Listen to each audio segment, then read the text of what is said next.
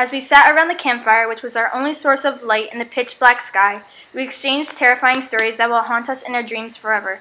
Everyone who sat around the dancing flames questioned me about the infamous Devil's Tree, secluded from any other form of life. I seized the flashlight, I shined its intense light on my face, and began the story of the Devil's Tree. The day was as ordinary as any other day, except my friends and I finally had the guts to go and face our fear of the sinister tree. Face our fear and go to the Devil's Tree. Oh, I don't think so. Come on, don't be a chicken. Okay, fine. Let's go! If you lived in Bernards Township, it was inevitable to go and see if the tales were true or not. I remember hearing that the trees had scars on it from numerous amounts of people trying to chop it down, and they were unsuccessful at their task.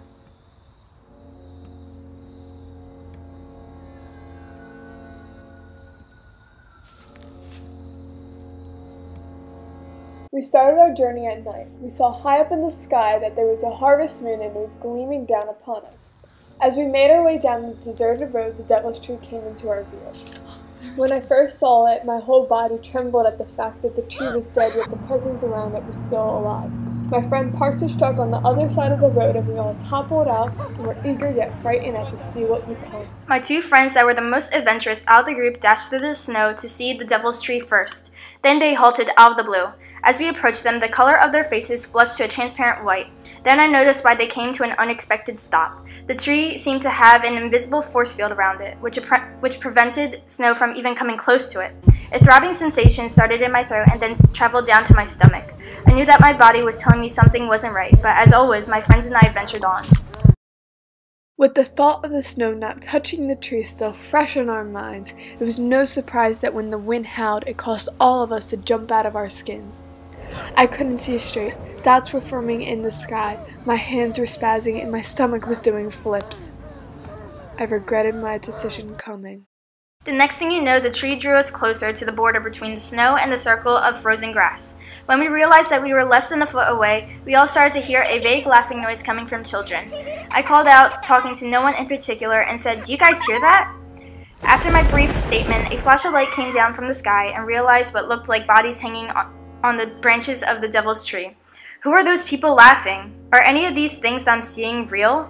Did I just see bodies hanging from the tree? All these aberrations were the first sign telling us to leave. My breathing became heavier and heavier each breath I took. The shaking of my body became more severe at the image of people dangling from the tree. Those images wouldn't go away no matter how hard I tried. "Oh God, help me, please," I said. I didn't even know if I was saying this in my head or out loud, and frankly, I didn't care anymore. The adrenaline rushed through my body like a river. To add on to my already shaken mind, the sound of laughing kids became louder and louder each second. The sound of 100 tiny little voices laughing suffocated my head. I just couldn't take it anymore. "Please stop," I screamed at the top of my lungs. "Make it stop!" The pounding sensation in my head was relentless. I closed my eyes, hoping that the torturous sound in my head would disappear. When I closed my eyes, the image of the bodies hanging from the tree was still vivid, and the once laughing kids were now screaming. I began to question if this was just me being paranoid or if this was reality. I opened my eyes to see that I was on the ground, crawled up in a ball. It didn't matter that I couldn't remember going down to the ground. All that I think about was that if the pounding sensation was coming from inside of the tree or if it was inside of my head. Bang! Another lightning strike. Oh no, the dead bodies again, I thought. I looked around my friends, and everyone was holding their heads, crouching on the ground for help. I guess they couldn't take it anymore, and everyone darted to the truck to get away from that awful situation. When we were finally safe and sound inside the truck, the sound of the engine was music to my ears. I am safe, I remember thinking to myself. An overwhelming feeling of relief was soon swept away from us when we smelled a rush of gasoline coming from behind us. A car appeared out of nowhere and flooded our car with their headlights. My heart skipped a few beats when I realized that this random truck was following us. The truck continued to push up against us and let their engine roar like a lion. Second by second, we started to gain speed, and the vehicle behind us began to mimic our every move.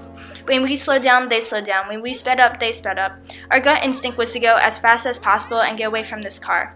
When we came to the end of the road, the person on our tail started to blare its horn. Once we turned onto a new path, the mysterious person behind us came to a stop and turned back around down the road we were just on. It assuaged my heart rate when several minutes passed by without any paranormal activity.